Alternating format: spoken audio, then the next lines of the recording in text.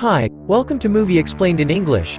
Today, I'm going to explain an American horror, sci-fi movie titled, Bird Box, which was released in the year 2018. The movie starts as a woman named Mallory Hayes gathers her children and informs them that they are going out on a journey. The two children, whom she calls girl and boy, quietly listen as Mallory explains that they will be rowing through a river for several days. The plan is to reach a secluded house in the forest, where they can meet other friends. But there's one catch. During the entire trip, they will be wearing blindfolds, and if the children take it off, even by mistake, they will be in trouble. After the instructions, Mallory leads them outside, whilst being blindfolded. She also brings along her pet birds. Soon, they reach the bank of a river, where a boat is waiting for them. Mallory tosses it into the river, jumps in with the kids, and begins the journey. Following this, the movie flashes back to 5 years in the past. Mallory is an aspiring artist who is 8 months pregnant. She recently got divorced and is still struggling to cope up with the post-breakup stress. One day, as she is busy painting, her sister, Jessica, arrives with some news. She mentions that while she was at the department store, everyone was stocking up on groceries as the thing is approaching them. Mallory, who has been disconnected from the world after her divorce, is unaware of it. So, she turns on the TV. To her surprise, all the news channels are reporting about a mysterious outbreak that has ravaged parts of Eastern Europe. The symptoms of the virus are very strange. Anyone infected will immediately want to commit the unthinkable. The virus apparently takes control of their brain and turns them into monsters. However, Mallory doesn't take it seriously, thinking that the outbreak is far from the US. After a while, Jessica takes her to the doctor. At the hospital, the family physician, Dr. Lapon, conducts some tests on Mallory and inquires if she is ready to be a parent. Mallory hesitates for a moment before saying, yes. On the way back, she witnesses a strange sight. A woman is continuously slamming her head on the glass pane. This makes Mallory realize that the outbreak from Europe has arrived in the States. So, she rushes outside and explains to Jessica that they have to get home immediately. However, by the time they prepare to leave, pandemonium has already set in. Hundreds of people have become infected, and are attempting to end themselves one way or another. Cars are colliding, people are falling, and other shocking events are taking place. Jessica steers her car through the chaos and it appears as if they will reach home. But suddenly, her eyes become still, and she starts staring into something only she can see. Mallory tries her best to bring Jessica back to awareness but to no avail. The next second, the car gets involved in a deadly accident. The sisters somehow manage to escape unharmed, but unfortunately Jessica, who is still in shock, commits the unthinkable. Mallory doesn't even have time to mourn as by this time, the city has turned into some sort of a war zone. People are dying left, right and center. Mallory tries following some people to safety but she trips and falls to the ground. Seeing her struggle, a woman leaves her residence and tries to help Mallory, despite her husband protesting against it. Unfortunately, her decision turns out to be fatal, as the evil entity possesses her. The woman stares at the invisible entity for a while and then walks inside a burning car. Soon, it explodes, killing her on the spot. Following the horrific encounter, Mallory is finally helped up and rushed into the house by a man named Tom. There are several people inside the house including the owner, Greg, his friend, Douglas and Machine Gun Kelly. In the next scene, everyone gathers in the main room and discusses the supernatural entity that has been wreaking havoc throughout the world. A grocery store worker, Charlie, theorizes that it is the end of the world, while others believe that it is an act of God. At this point though, everyone is aware that the entity is untouchable and that staring at it will result in their demise. Meanwhile, Tom consoles Mallory, who is still distraught over the untimely demise of her sister. An hour ago, she was living a happy life, free of problems and stress, but now, the world around her has turned upside down. Later, the entire group gets together and boards up all the doors and windows. They want to make sure that no one peeks outside. In the present, Mallory and her kids have been on the boat for 6 hours now. At times, they cover themselves with a blanket so that they can take off their blindfolds.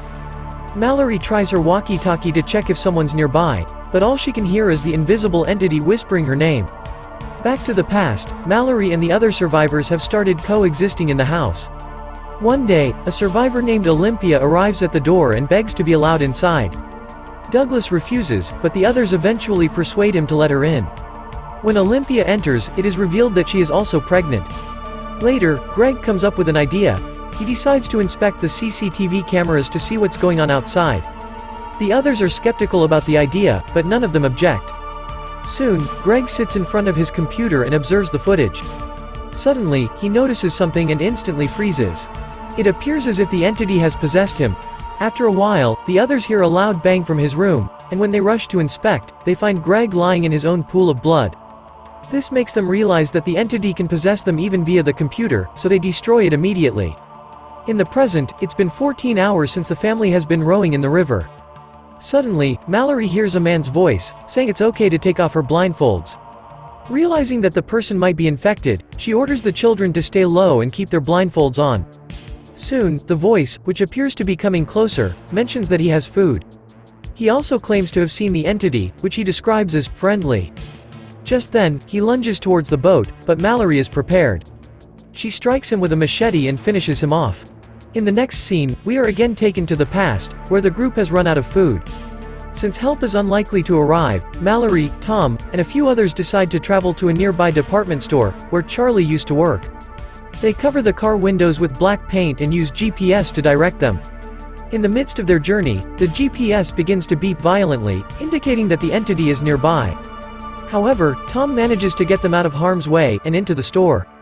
The group immediately rushes inside and stocks up on whatever they can get their hands on. Meanwhile, Mallory notices some pet birds and decides to take them home. The group is almost done scavenging when suddenly, a guy starts screaming from the freezer. He mentions that he has been trapped inside here for days, and food is running out. Tom and the others buy his story and open the door, and at the same time, the birds start making noise. It seems as if they can sense the possessed people nearby. The man inside the freezer suddenly changes his behavior and starts acting like a demon. Tom and the others try to hold him inside, but the man seems to be just too powerful. Realizing that everyone will die if he comes out, Charlie sacrifices himself to rescue the others. That night, as Mallory and Douglas are discussing in the kitchen, they hear a noise from the garage. Unfortunately, Machine Gun Kelly and his girlfriend have escaped with their only vehicle. Back in the present, the family has spent 24 hours on the river. Mallory has become so tired that she ends up colliding the boat against an old truck. This results in the boy tumbling into the river, along with all their supplies. Fortunately, Mallory rescues the boy, and docks the boat near a shore. She then warns the children to stay put before heading inside the woods to look for supplies. Using a thin rope, she locates an abandoned hospital, where she collects some food items and clothes. As Mallory hurries outside the building, the entity can be heard calling her name. Meanwhile at the shore, the little girl becomes anxious, as it has been an hour since her mom left. So, she disobeys Mallory's order and heads inside the jungle to search for her. Unfortunately, the entity starts talking to her, suggesting she remove her blindfold and see the green forest. The little girl becomes convinced, but right before she can do it, Mallory arrives and takes her away. Together, the three then get on the boat and resume their journey. In the next scene, Olympia allows a suspicious-looking man named Gary inside the house. The others are livid that she took the decision without consulting with anyone. Nonetheless, they examine Gary and let him stay. After a while, he claims that there are other people outside, who are not wearing blindfolds. They have somehow learned to coexist with the entity.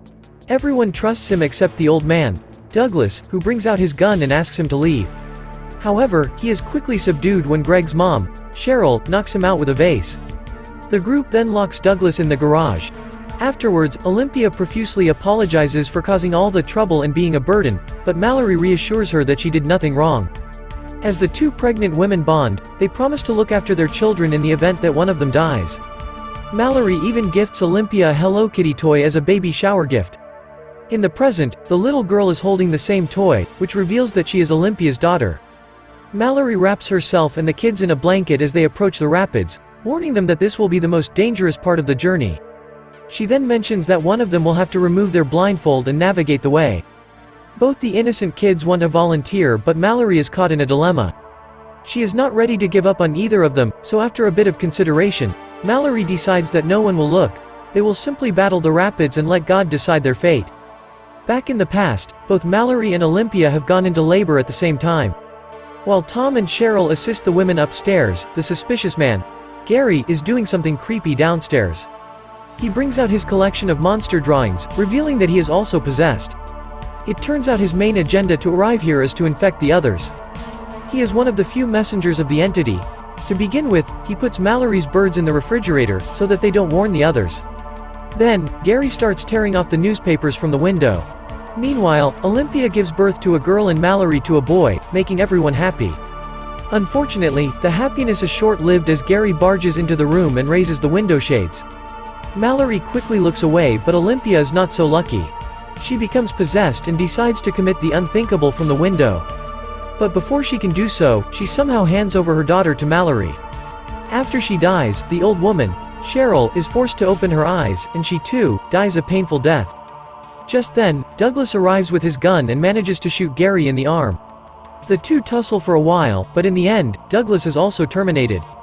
Fortunately, before the freak can kill more people, Tom finishes him off with the help of his gun.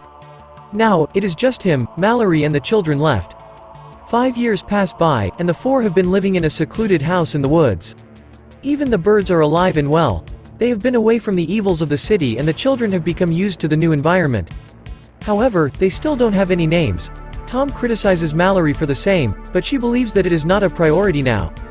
One day, they hear some noise outside, and on checking, find a bunch of infected people in cars, looking for the uninfected. This makes the couple realize that even this house is unsafe to live in. That night, as they are sleeping, Mallory's walkie-talkie suddenly comes to life. A man by the name of Rick starts speaking from the other side. He claims to be in a secure complex with lots of supplies and food. However, reaching there will not be an easy task. Rick explains that they will have to travel along the river for several hours, while battling the dangerous rapids. Before hanging up, he makes two things clear. The river is not safe for children, and the birds are key to finding the complex. The next morning, the couple discusses the matter. Tom wants to visit the compound, but Mallory is skeptical. After the last incident with Gary, she does not want to believe anyone. The same day, as the couple is scavenging at a nearby house, the infected people again show up. Realizing that they don't have enough time, Tom urges Mallory to take the children and go, while he takes care of the problem. The latter is almost brought to tears, but she agrees for the safety of the children. After a while, Mallory packs her belongings and leaves with the children through the back door while Tom grabs a gun and goes to face the infected people. He takes down a few of them, before getting shot himself. So, in order to finish them all off, Tom decides to take off his blindfold. Once he does, he turns into a monster and eliminates all the people one by one. Then, he commits the unthinkable. Meanwhile, Mallory and the kids reach home. There, she starts briefing them about their journey, as shown at the start of the movie. In the present, it's been 42 hours and they have finally reached the deadly rapids. Mallory tries her best to navigate through the waves, but the boat capsizes and everyone tumbles out. Fortunately, she is able to grab her kids and reach the shore, unharmed. Following this, the three slowly start walking through the woods. The entity also appears in its invisible form, and tries to manipulate Mallory and the children into opening their blindfolds. However, they ignore him completely, and instead follow the sound of the birds. Soon, they reach a large compound, and Mallory starts banging on the door like a maniac. Fortunately, someone opens it and lets them in after confirming that they are not infected. Inside, they finally meet Rick, who explains that the compound used to be a school for the blind. That's why the people here were never infected. Dr. Lapon is also there, who approaches Mallory and congratulates her for having such cute children. She asks their name, and after a bit of thinking, Mallory says, Olympia, and Tom. The movie ends as she opens her bird box and lets out the birds. That's my explanation for the movie, Bird Box. So what do you guys think about the movie? Write in the comment. Subscribe for more videos like this, turn on the notification and leave a like to help the channel out. Thank you for watching.